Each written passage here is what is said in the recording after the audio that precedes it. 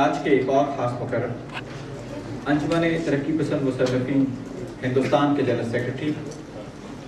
Delhi university के शोबा उर्दू के उस्ताद जनाब डॉक्टर अली जावेद, उनसे मुल्तमस हूँ कि आपकी भरपूर तालियों में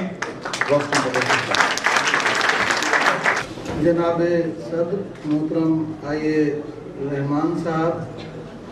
प्रोफेसर निज़ामुद्दीन साहब, ताशिर मिर्ज़ा साहब,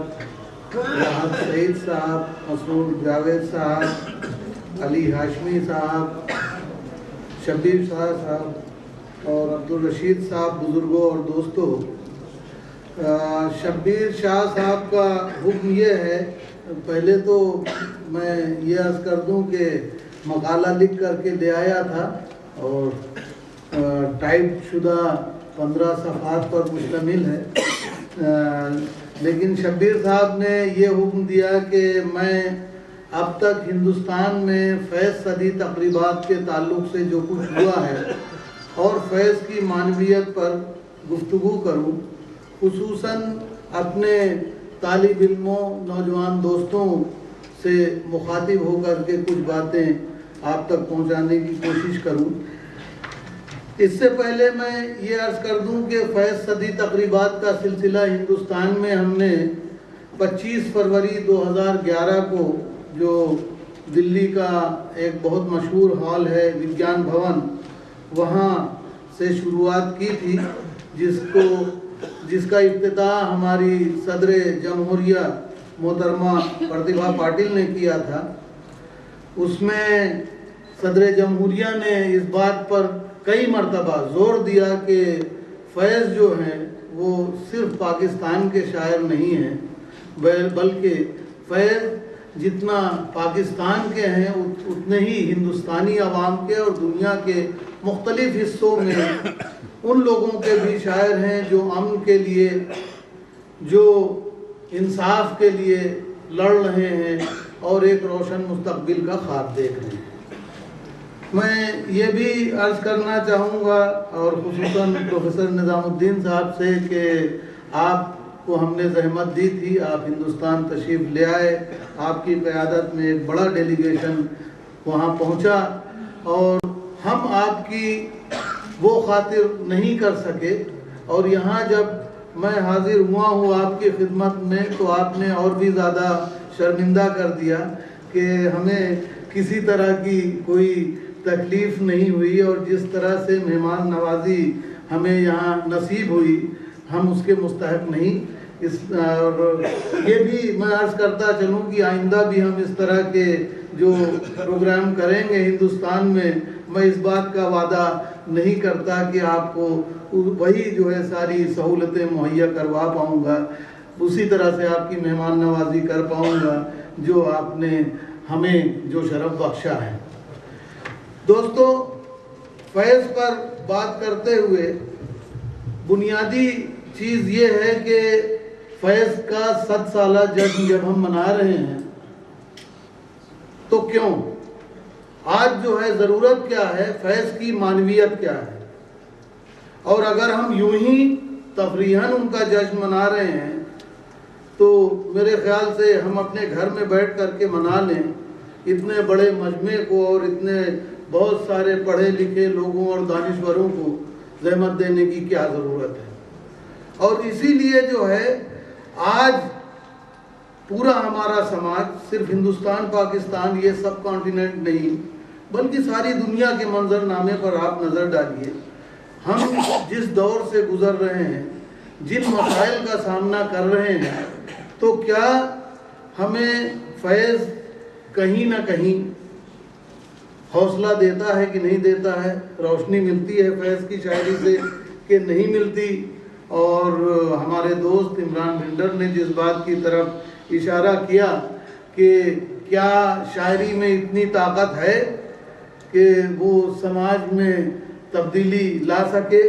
समाज को जो है एक बेहतर निज़ाम की बुनियाद रख सके, तो मैं सिर्फ इतना इशारा करूँगा। मैं एक बहुत ही मामूली उर्दू अदब का तालिब इल्म हूँ, मैं फ़लसफ़ी नहीं हूँ, थोड़ा बहुत अदब उर्दू के ताल्लुक से पढ़ने का मौका मिला है। मैं आलमी अदब पर भी मेरी उतनी नज़र नहीं है जितनी आपकी है, लेकिन ये ज़रूर मैं कह सकता हूँ कि दुनिया में बड़े बड़े इनकलाबों की बुनियाद अगर बनी है तो चाहे वो फ्रेंच रिवॉल्यूशन हो, चाहे हमारे मुल्क की आज़ादी की तहरीक हो, उसमें अदब ने जिस तरह का नुमाया रोल अदा किया है उसको हम कैसे नज़रअंदाज कर सकते हैं। मैं चाहूँगा कि हम आप बैठें और इन बातों पर गौर करें। इसलिए भी गौर करें कि आप देखिए कि 1857, जहाँ तक सियासत की बात है और ये कि चीज़ों को पॉलिटिसाइज ना किया जाए,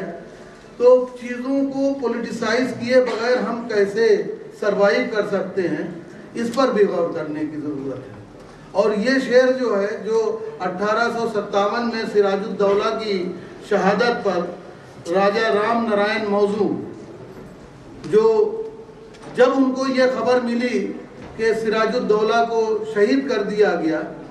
तो वो परेशान अपने कपड़े फाड़ करके और पटना शहर की सड़कों पर जो है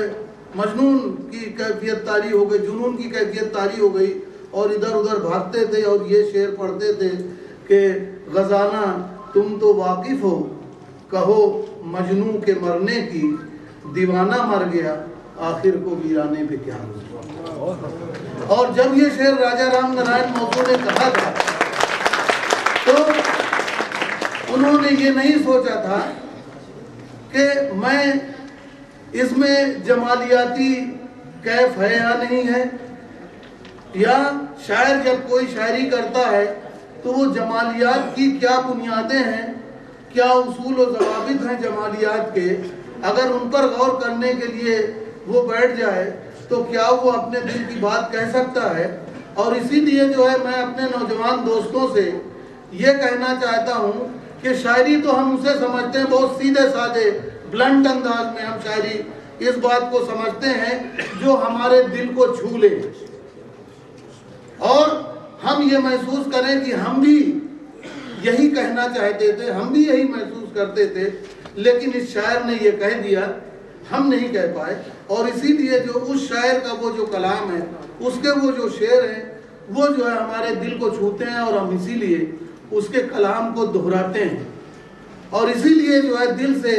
जो बात निकलती है असर रखती है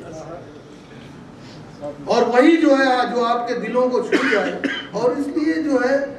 बड़े बड़े जो, जब हम फैज़ अहमद फैज़ की जो सदी मना रहे हैं, राहत सईद साहब ने जो इशारा किया फैज़ अहमद फैज़ की सदी के साथ साथ दोस्तों मैं ये भी अर्ज करना चाहूँगा कि हिंदुस्तान में 4 बड़े हिंदी के अदीब और शायर जो फैज़ के साथियों में से थे, तरक्की पसंद अदबी तहरीक का हिस्सा थे। शायद आपने सुना हो बाबा नागार्जुन, केदारनाथ अग्रवाल, शमशेर बहादुर सिंह, ये लोग तरक्की पसंद अदबी तहरीक से जुड़े हुए थे और फैज़ की जो नज़्म है वो कुत्ते आपके सामने है।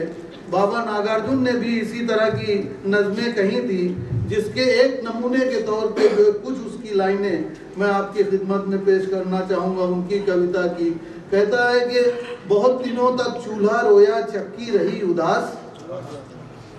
बहुत दिनों तक चूल्हा रोया चक्की रही उदास, बहुत दिनों तक कानी कुतिया सोई उनके पास,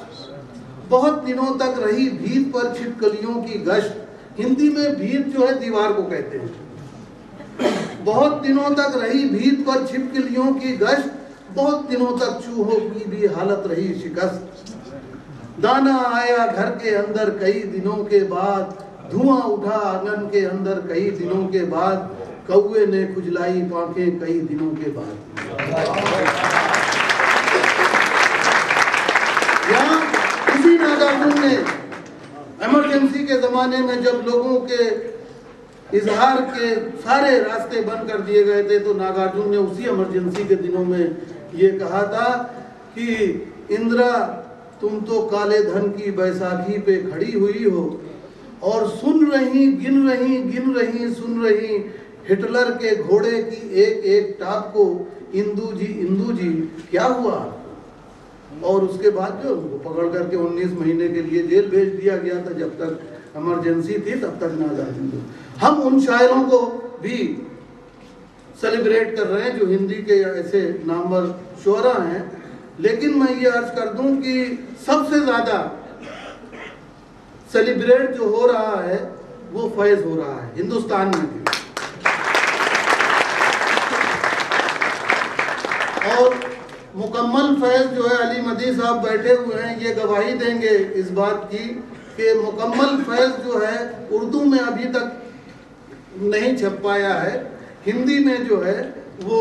सारे सुखन हमारे के नाम से राजकमल वालों ने हिंदी में वो छाप दिया है, वो अवेलेबल है, जिसमें पूरा फैज़ है। उसमें ये नहीं है कि सारे वादिये सीना की कुछ नज़मों को हज़फ कर दिया गया, कुछ लाइनें निकाल दी गई, या अपने अकायद के तहत जो है कुछ लाइनें जो है यहाँ से जो मजमुआ छपा है जिसमें ये कि उठेगा अनल हक का नारा, जो मैं भी हूँ और तुम भी हो, वो निकाल दिया गया। और इस तरह की चीज़ें जो हम उर्दू वाले अक्सर करते रहते हैं, हमें अपने ऊपर, हमें क्या अख्तियार है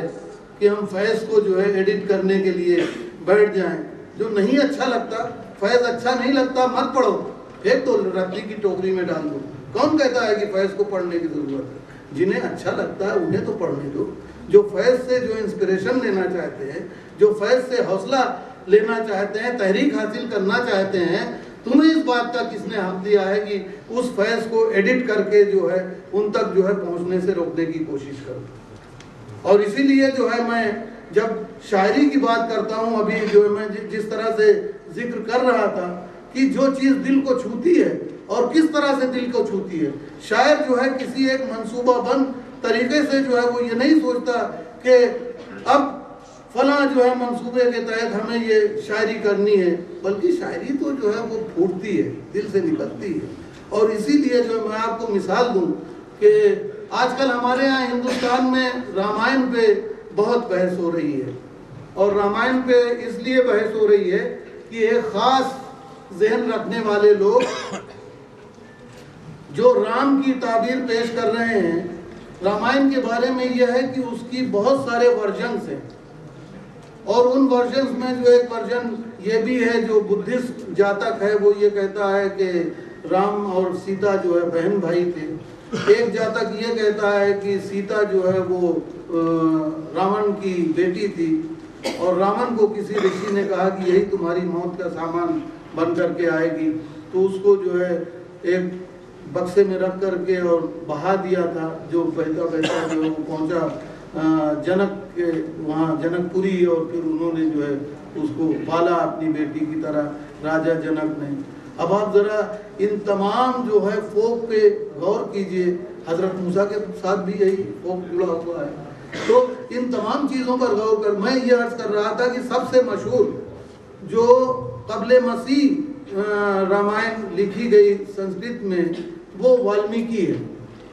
और वाल्मीकि की रामायण संस्कृत में है। वाल्मीकि के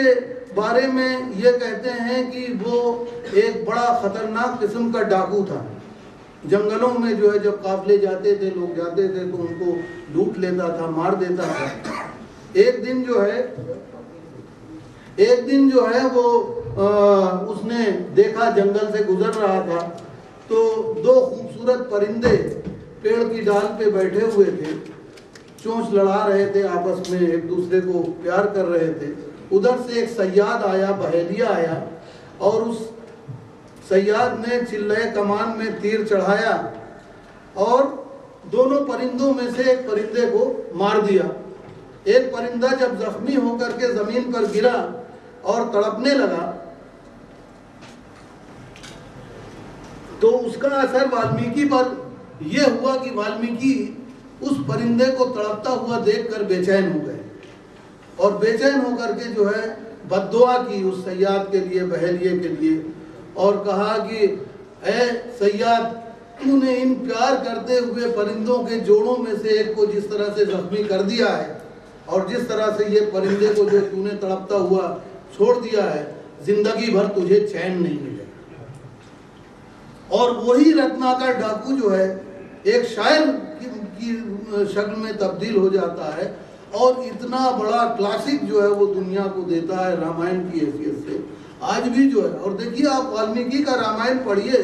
तो वाल्मीकि के रामायण में राम को जो है भगवान बना करके नहीं पेश किया गया। उस वाल्मीकि के रामायण में जो है वो एक इंसान की हैसियत से जो है उसको पेश करके बाद में जो है तुलसी ने उसको एक भगवान की शक्ल दी। और वो तुलसी भी जो है ये कहने का मकसद नहीं कि तुलसी ने उसे भगवान बना दिया तो तुलसी जो है कहीं से मुतासिब हो गया, बल्कि तुलसी की भी जो है वही रवायत है। उस पुरानी कोई भी शायर जो है मुतासिब तो हो ही नहीं सकता। अगर वो मुतासिब हो गया, अगर लोगों को मजहबी और नस्ल की बुनियादों पर उसने तकसीम करना शुरू कर दिया तो शायर रह ही नहीं जाएगा। लेकिन मौलाना रूम ने जो है जो बात कही थी कि तू बराए फसल करदा नाम दी, न बराए फसल करदा नाम दी, उन लोगों को जो है जोड़ने के लिए आया है, फासला पैदा करने के लिए नहीं आया है। और इसीलिए जो है वो ज़माना है तुलसी का, अकबर का ज़माना है। और अब्दुल रहीम खाना आप जानते हैं कि अकबर के 9 रत्नों में से थे, तुलसी के दोस्त थे। तुलसी के पास गए और उनसे कहा कि क्या इधर उधर फकीरों की तरह भटकते रहते हो, चलो मैं अकबर से सिफारिश करूंगा, दरबार में जो है बैठ करके आराम से शायरी करो, भीख मांगते रहते हो तमाम हाथ फैला करके। तो तुलसी ने ये जवाब दिया था कि मांग के खाई मस्जिद में सोई, अवधि में मांग के खाई मस्जिद में सोई, मांग के खा लूंगा, सोने की जगह नहीं मिलेगी तो मस्जिद में जाके सो जाऊंगा। लेवे का एक न देवे का दुई, संतन को का चाकरी से काम। और वो तुलसी जो है वही तुलसी जो हमारे यहाँ देखिए कितना जो है शिद्दत पसंदी और आडवाणी का रथ निकला, उस रथ यात्रा में जो है कितने लोग मारे गए, कितने लोगों की जाने गई। जाहिर है जिसमें हिंदू मुसलमान सभी थे, ये अलग बात है कि मुसलमान ज़्यादा उस तशद्दुद का शिकार हुए। लेकिन उसी तुलसी ने यह भी कहा था रावण रथी विरथ रघुवीरा। जब राम और रावण की लड़ाई हुई थी तो उसका बयान करते हुए कहते हैं कि राम अपने चाहने वालों की फौज लेकर के पैदल गया था, राम के पास तो कुछ नहीं था, तो जो भी राम के साथ थे वो पैदल गए थे। और विरथ रघुवीरा, वो विरथ थे, उनके पास रथ नहीं था। और रावण रथी था, रावण जो है वो रथ पर बैठ करके आया था, उसके पास रथ था और सारे जितने लेटेस्ट हथियार थे वो लेकर के जो है राम से लड़ने के लिए आया था। और जाहिर है देखिए वो सारी रवायात जो है वो चली आ रही हैं कि हम इस्लामी तारीख में भी देखते हैं कि यजीद के पास कितनी बड़ी फौज थी और हुसैन तो जो एक चंद लोगों को लेकर के वही हुआ ना कि बेखतर कूद पड़ा आतशे नमरूद में इश्क, अब ले महवे तमाशाए लबे मांग। तो यही जो है अगर हम इससे जो है जमातियाती एहसास का हमें एहसास नहीं होता है। और न सिर्फ ये कि बल्कि जो नारे हैं वो नारे जो है आप देखिए कि आपने ये सही कहा कि तबकाती शायर थे फैज अहमद फैज, लेकिन क्या तबकाती शायर जो है वो आफाकियत उसमें नहीं हो सकती है? तबकाती शायर क्यों? तबकाती शायर इस हैसियत से कि एक वो सेक्शन सोसाइटी का जिसके लिए कार्ल मार्क्स ने तो बहुत वजाहत के साथ कह दिया था कि the history of all hitherto existing societies has been the history of class struggle. दो हिस्सों में दुनिया बटी हुई है, एक वो जिनका इस्तेहसाल हो रहा है और एक क्लास वो जो इस्तेहसाल कर रहा है। और जब दो हिस्सों में पूरा समाज बटा हुआ है तो ये आपको तय करना है कि आप इस्तेहसाल करने वालों के साथ हैं या उन लोगों के साथ हैं जो अपने हुकूक की लड़ाई लड़ रहे हैं, जो जुल्म और जबर का मुकाबला कर रहे हैं, जो एक बेहतर मुस्तकबिल का ख्वाब देख रहे हैं।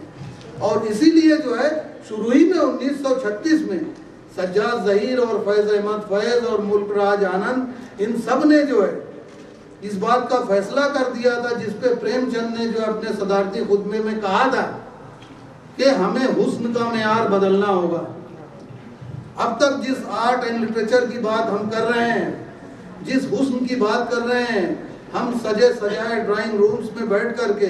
अवामी मसाइल क्या हैं उनका हमें अंदाज़ा नहीं है। इसलिए जो है हमें हुस्न का मेयार बदलना होगा। और प्रेमचंद ने अपने सदारती खुतबे में इस बात पर भी जोर दिया था कि हाँ, हम सियासत से हमें परहेज नहीं है, लेकिन अदब और अदीब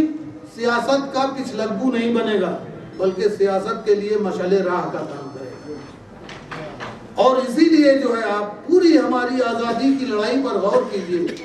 पूरी तहरीक आज़ादी में अदीबों और शायरों ने जो रोल अदा किया है, वो तरक्की पसंद अदबी तहरीक की क़यादत में जितने भी अदीब, जितने भी शायर, जितने भी दानिश्वर रहे हैं, वो सब यही शायर रहे हैं जिन्होंने जो है कहीं भी किसी भी मौके पर किसी तरह का कॉम्प्रोमाइज़ नहीं किया। और अदीब और शायर है क्या? अदीब तो शायर वही है ना जो बकौल साहिब लोधियानवी की दुनिया ने तजुर्बात और हवादिस की शक्ल में जो कुछ मुझे दिया है वो लौटा रहा है। और इसीलिए जो उस तहरीक को जो आगे बढ़ाते हुए जब आज़ादी मिली, तो आज़ादी के बाद तो फैज़ तो मुतमईन नहीं थे। फैज़ ने तो यही कहा था कि ये जो आज़ादी है ये अधूरी आज़ादी है, ये दाग दाग उजाला, ये शबगजीदा शहर, ये वो शहर तो नहीं जिसकी आरज़ू लेकर चले थे यार के मिल जाएगी कहीं न कहीं फलक के दश्त में तारों की आखिरी मंजिल। और इसीलिए जो ये तहरीक भी दी थी फैज़ ने कि नजाते दीदा दिल की घड़ी नहीं आई, चले चलो कि वो मंजिल अभी नहीं आई, या बढ़ते भी चलो कटते भी चलो, बाजू भी बहुत हैं सर भी बहुत, चलते भी चलो कि अब डेरे मंजिल ही पे डाले जाएंगे। और इसीलिए दो तरह के ट्रेंड जो है हमारे सामने जो आते हैं, लोग इस बात की तरफ भी इशारा करते हैं भाई फैज़ जो है, फैज़ बहुत बड़ा शायर है, कहाँ आप लोग उसको सियासत के चक्कर में डाल करके जो है, फैज़ जो है उसी सियासत की बुनियाद पर तो जो इतना बड़ा शायर है। और याद होगा आपको कि रशीद जहां ने एक नाकाम आशिक की हैसियत से, जब फैज़ बहुत मुज़महिल रहते थे, बहुत ज़्यादा जो है वो डिप्रेशन का शिकार थे, तो रशीद जहां ने उनको एक आने में शायद उस वक्त कम्युनिस्ट मैनिफेस्टो मिल जाता था, तो वो कम्युनिस्ट मैनिफेस्टो की उनको काफ़ी पकड़ा दी थी रशीद जहां ने, और कहा कि इसको पढ़ो और पढ़ करके समझ करके इसमें जो कहा गया है उस पर अमल करो। और वो जो कम्युनिस्ट मैनिफेस्टो फैज़ अहमद फैज़ ने पकड़ा था, वो उम्र के आखिरी हिस्से तक उनके साथ रहा, एक आइडियोलॉजी के हैसियत से, एक नज़रिए की हैसियत से। यानी फैज़ की पूरी जिंदगी सामने रखिए तो फिक्र व अमल में किसी तरह का कोई तजाद आपको नजर नहीं आएगा फैज़ के यहाँ। तो इसलिए जो है हम कैसे कह सकते हैं कि फैज़ को जो है पॉलिटिसाइज मत कीजिए। फैज़ तो ये भी कहता है ना कि लौट जाती है उधर को भी नजर क्या कीजिए, अब भी दिलकश है तेरा हुस्न मगर क्या कीजिए, और भी दुख है जमाने में मोहब्बत के सिवा, राहतें और भी हैं वस्ल की राहत के सिवा। और इसीलिए देखिए कि फैज़ के यहाँ जो है कहीं मैं नहीं है, फैज़ के यहाँ आपको कहीं मैं नहीं मिलेगा, हम हैं पूरे जो है उसको चलो तो सारे जमाने को साथ लेके चलो। वो जो जज्बा है, उस जज्बे के तहत जब सारी दुनिया के गम को अपने अंदर समो लिया, तो उस फैज़ को जो है हम आज याद करने के लिए आए हैं। और फैज़ तो वो फैज़ है ना जो ये भी कहता है, अल्लाह ऐलान इस बात का वो कहता है कि हम शेख न लीडर न मुसाहिब न सहाफ़ी, हम शेख न लीडर न मुसाहिब न सहाफ़ी, जो खुद नहीं करते वो हिदायत न करेंगे। और इसीलिए सियासतदानों को देखिए, मजहबी रहनुमाओं को देखिए, उनके फिक्र व अमल में जो तजाद है उसकी तफसील में जाने की ज़रूरत नहीं है। कि मैं अभी अपने दोस्तों को एक लतीफ़ा सुना रहा था कि एक मौलाना मजलिस पढ़ने के लिए आए और उन्होंने हज़रत अली के फ़ज़ाइल बयान किए। फ़ज़ाइल बयान करते हुए ये कहा कि मौला जो है कैसी जफाकशी की ज़िंदगी गुजारते थे, और साहब वो यहूदी के यहाँ मजदूरी करते थे और उस मजदूरी के एवज में जो कुछ भी मिलता था, रूखी सूखी रोटी जो है नमक मिर्च से जो है वो खा लिया करते थे। तो जिस बेचारे सीधे साधे मुसलमान के यहाँ मजलिस पढ़ने गए थे, उसने जब खाने का वक्त आया तो मौलाना के सामने वही सूखी नमक रोटी जो है ला करके रख दी। मौलाना ने कहा कि ये क्या? तो कहा हुजूर अभी आप ही ने जो हजरत अली के फजाइल बयान करते हुए ये फरमाया था। तो मौलाना ने कहा अरे मैं और मौला का मुकाबला कर सकता हूँ।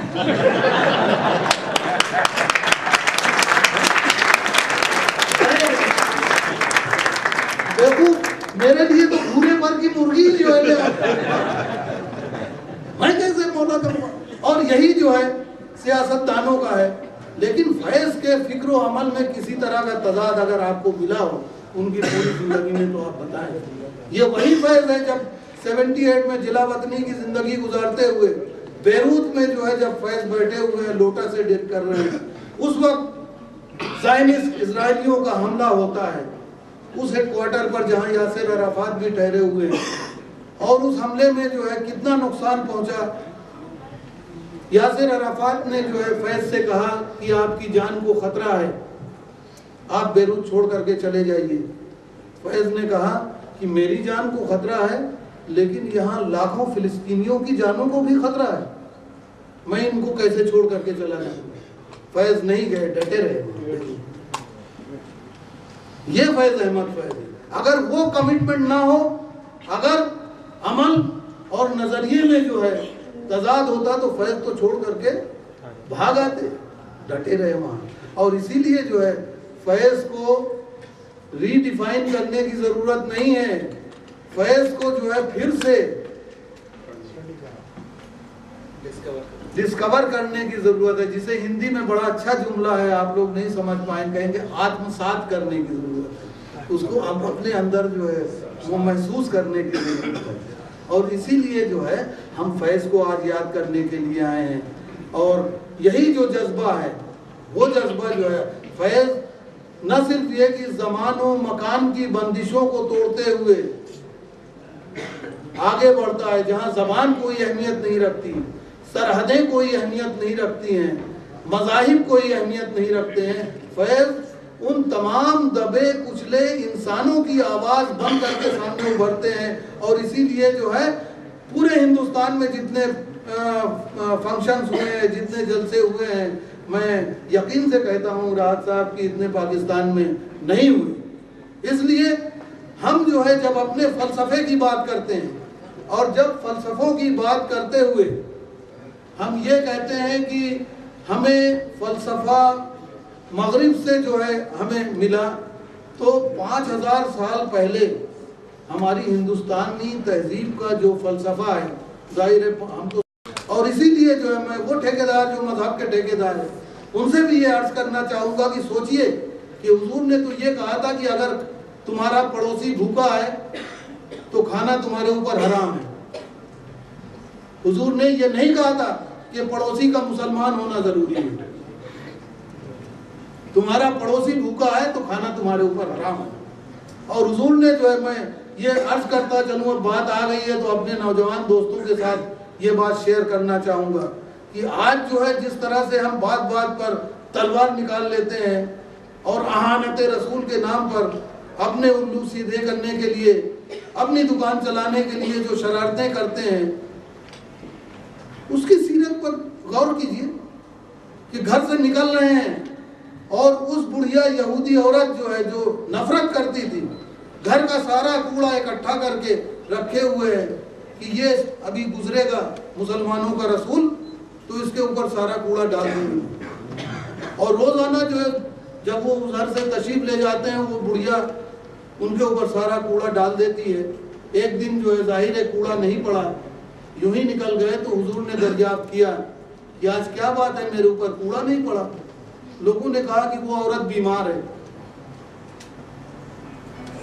तो आपने कहा कि अच्छा, तो मुझे उसके यहाँ ले चलो। उसकी अयादत को पहुंच गए और जब अयादत को पहुंचे तो वो बुढ़िया घबरा गई, उसने सोचा कि आज मैं बीमार हूं, उससे बदला लेने के लिए आया है ये मोहम्मद। तो आपने फरमाया कि नहीं नहीं घबराओ नहीं,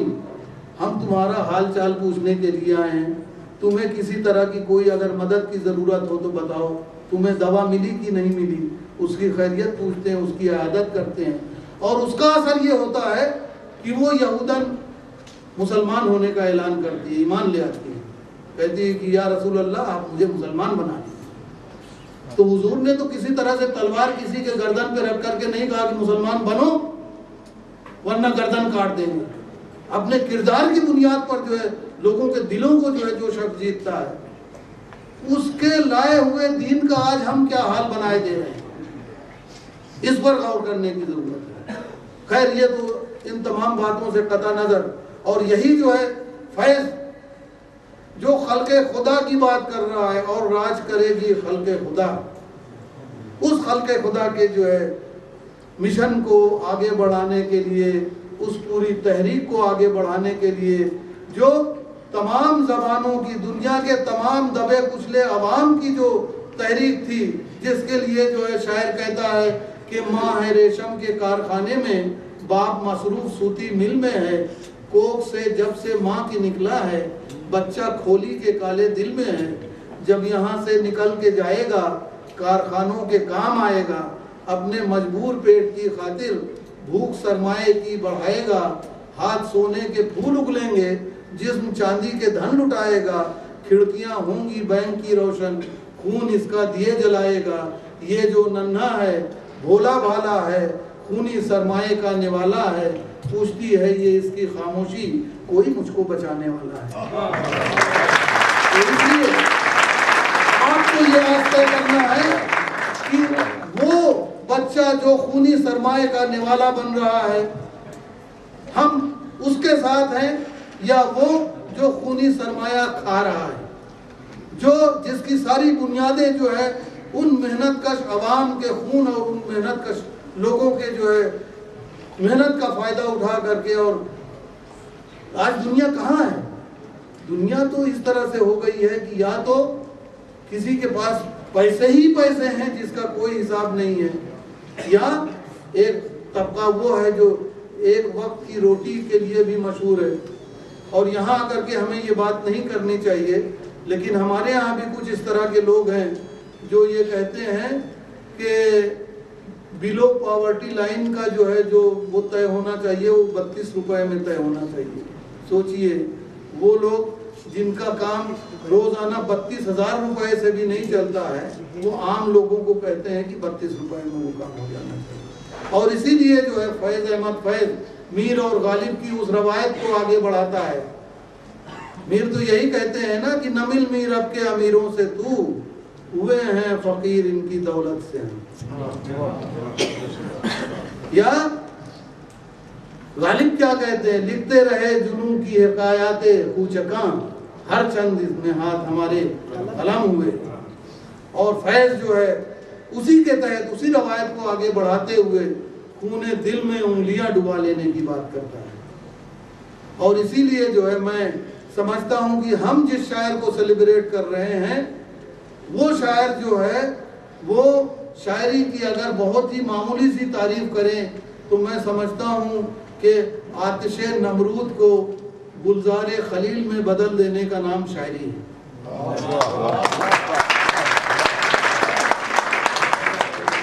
और उस आतिश नमरूद को गुलजार खलील में बदल देने का काम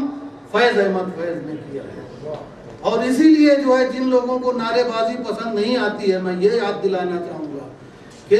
सबसे पहले तो इनकलाब जिंदाबाद का नारा जब भगत सिंह ने दिया था तो उसमें किसी तरह से जमालियाती हस का एहसास होता है कि नहीं होता है। अगर जमालियाती हस का इनकलाब जिंदाबाद से नहीं होता है तो मैं समझता हूँ कि वो लोग वही हैं जो उन अंग्रेज जालिम और जाबिर और हुक्मरान अंग्रेज़ों का साथ दे रहे थे, और जिन्हें ये नज़र आ रहा था कि ये खल्क़े खुदा जो है अगर आ गई, हुकूमत जो है अगर इन लोगों के हाथ में आ गई तो हम जो अब तक ऐश व इशरत की ज़िंदगी बसर कर रहे हैं, हम जो अब तक बग़ैर कुछ काम किए हुए इन्हीं लोगों के जो है मेहनत का इस्तेहसाल, उसका फ़ायदा उठा करके इनके ऊपर मुसल्लत हैं, हमारी उन हुकूमतों का जो है क्या होगा। और इसीलिए जो है फैज़ के लिए ये जब कहा जाता है कि बड़े नर्म और नाजुक लहजे का शायर है, फैज़ तो नारेबाजी भी करता है और इसीलिए कहता बोल के लब आज़ाद है तेरा, बोल ज़बां अब तक तेरी है, तेरा सुतवा जिस्म तेरा, बोल के जहाँ अब तक तेरी है, बोल के आन घर की दुकान में तुंद है शोले सुर्ख है आन, खुलने लगे कुफलों के दहाने, फैला हर एक जंजीर का दामन, बोल ये थोड़ा वक्त बहुत है जिस्म ज़बां की मौत से पहले, बोल ये सच जिंदा है अब तक, बोल जो कुछ कहना है। और जब बाजार में बाबदौला जो है वो चलने की बात करता है तो इसमें जो नारेबाजी है और उस नारेबाजी में अगर हमें जमालियाती हंस का एहसास नहीं होता है, और इसीलिए जो है मैं समझता हूँ हमारे बड़े बड़े यहाँ दानिश्वर बैठे हुए हैं, ये आज वक्त आ गया है कि हम नारेबाजी की जमालियात पर भी जो है गौर करें।